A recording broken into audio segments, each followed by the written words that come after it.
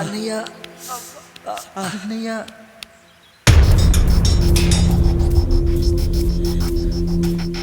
అయ్యా అయ్యా ఏంట్రా?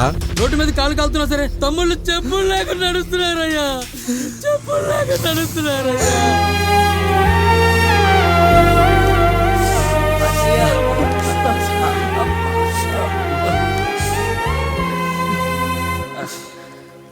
చెప్పులు లేకుండా నడుస్తుంటే కాళ్ళు కాలుతున్నాయట్రా.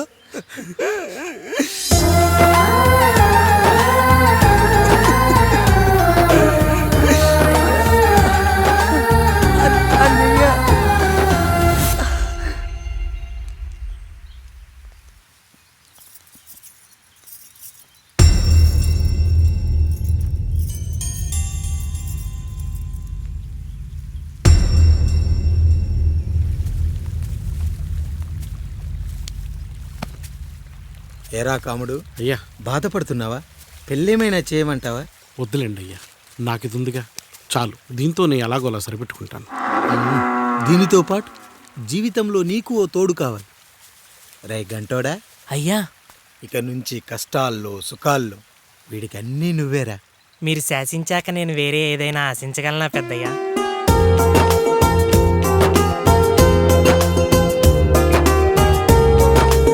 నీ గురించి కాదురా, మీ అక్కది చాలా గొప్ప మంచి మనసుని విన్నా. ఈ కాముడికి ఆ రాముడి గుళ్ళో పెళ్లి చెయ్యి. అయ్యా దాన్ని పెళ్లి చేసుకుంటే దాని భర్త చనిపోతాడని జాతకంలో ఉందయ్యా. మీరంతా కలకాలం ఉంటారంట్రా. వీడు పోతే నేను లేనా, చూసుకోలేనా? నువ్వు పెళ్లి చెయ్యి, పెళ్లి చేయరా.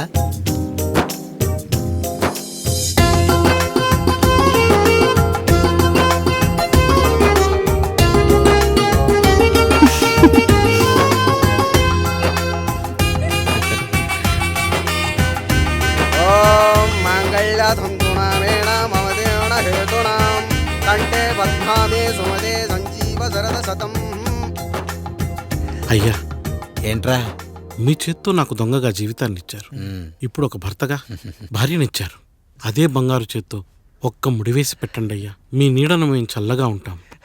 రెట్టలకు పిట్టై లోలోనే దాచే అందం, మట్టలకు చెట్టై పట్టుంచే సంబంధం, చుట్టలకు పిట్టై దాచుంచే ఓ సుమగంధం, గట్టుపై తొట్టై నీరిచ్చే అనుబంధం, సిగలో చుండ్రల్లే లోతైనది బంధం, దులిపే బలమున్నా అది రాలిపోని మేటి సంబంధం. ఏంటి బుజ్జి, ఏమైంది?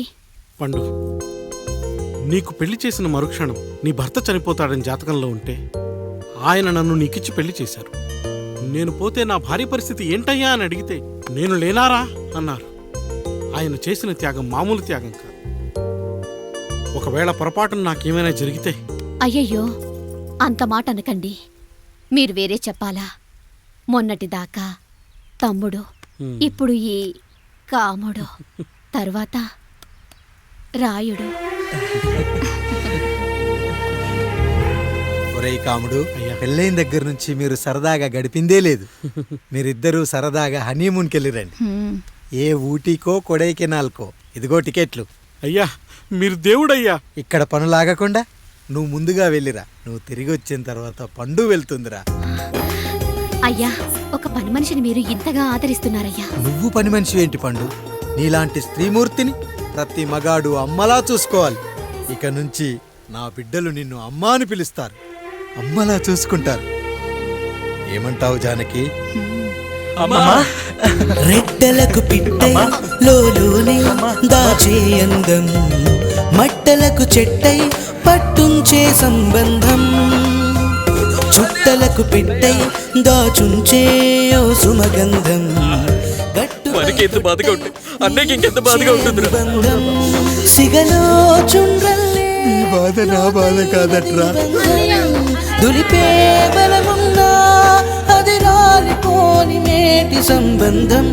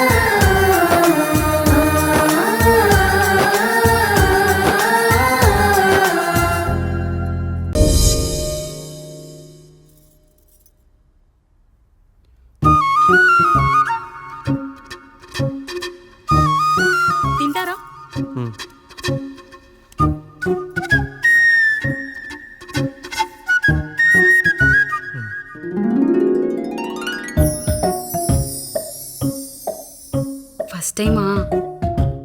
అవును, మీకెలా తెలిసిపోయిందండి? అంటే మా బామ్మ చెప్పింది.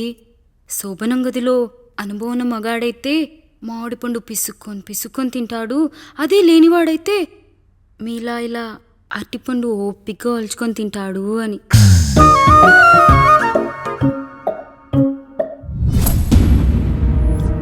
ఏంటవి? అవేంటో తెలీదా? ఫ్రెండ్స్కి పెళ్ళని చెప్తే హ్యాపీ బర్త్డే అనుకొని బెలూన్స్ ఇచ్చారు. ఫీల్ అవుతారు కదా అని 4 అక్కడ కట్టాను.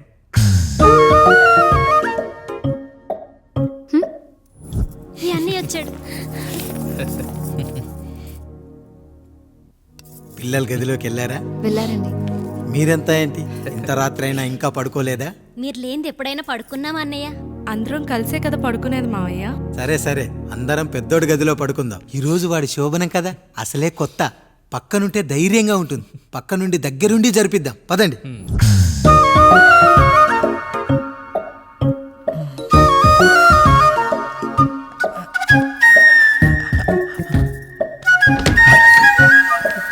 కానివ్వండి రా, కానివ్వండి కానివ్వండి.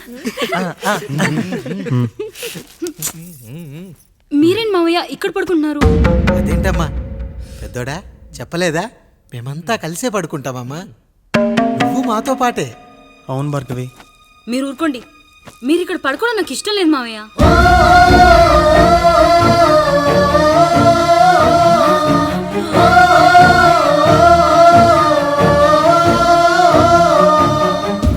అదేంటమ్మా అలా అంటావు?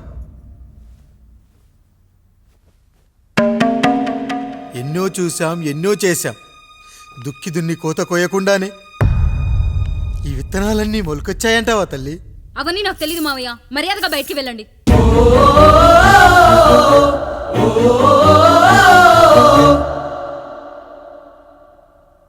కనీసం ఆ మూలనైనా పడుకుంటామమ్మా. నువ్వైనా చెప్పరా పెద్దోడా? అంటే తను ఇబ్బంది పడుతుంది కదా నాన్న.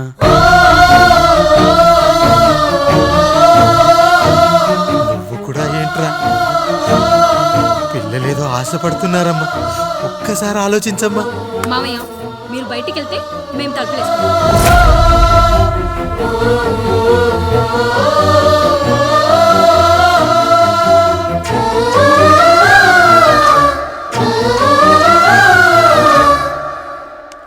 వేసుకోండి అమ్మా, వేసుకోండి. తలుపులు వేసుకోండి.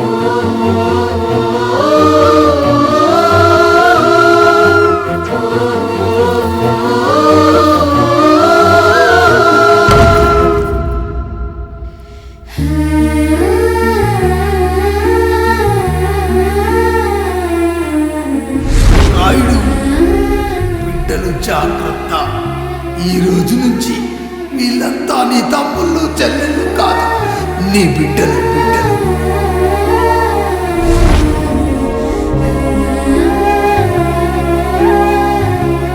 జానకి, ఏమండి? సావిత్రి, ఏమండి? లక్ష్మి, ఏమండి? మన గదిలోకి పదండి. ఇక నుంచి ఎవరి పిల్లలతో వాళ్ళ గదిలోనే పడుకోవాలి. ఇది ఈ రోజు నుంచి ఈ వంశానికి రాస్తున్న కొత్త శాసనం.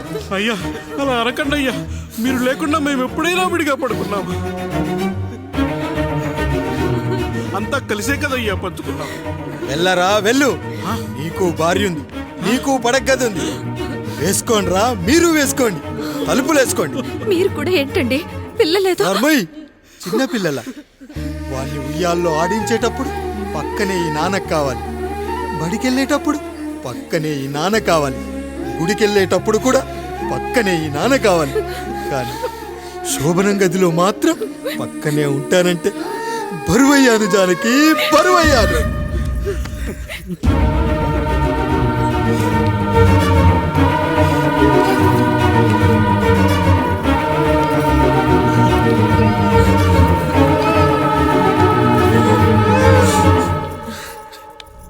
ఏంటండి ఇంకా అదే ఆలోచిస్తున్నారా? ఎలా మర్చిపోగలను లక్ష్మి? జరిగింది ఏదో జరిగిపోయింది, మీరు బాధపడకండి. ఎంత మాట అన్నాడో చూసావా? నా భార్య ఇబ్బంది పడుతుంది, బయటికెళ్ళండి నాన్న అన్నాడు. వాడిని ఎలా పెంచాను? చదువుకుంటే పై చదువులకు వాడు వేరే ఊరు వెళ్ళాల్సి వస్తుందని చదివే మాన్పించేశాను. జ్వరం వస్తే ఆ మాత్రలు చేదుగా ఉంటాయని నేనే మింగాను. నోరు తెరిచి అమ్మ కావాలన్నప్పుడల్లా ఎంతమంది అమ్మల్ని ఇచ్చాను. నాన్న అన్న ప్రతిసారి నాన్నల్ని ఇవ్వలేకపోయానని వాడికి నా మీద కోపమో ఏమో జానకి. నిజమేనండి, మనమంతా ఇలా లేమే. మన కుటుంబానికి దిష్టి తగిలింది. మా నాన్న మరణంతో ఆస్తిపోయి తమ్ముళ్ళతో నడి రోడ్డున పడ్డప్పుడు ఇలాంటి కష్టాన్ని మొదటిసారి అనుభవించాను.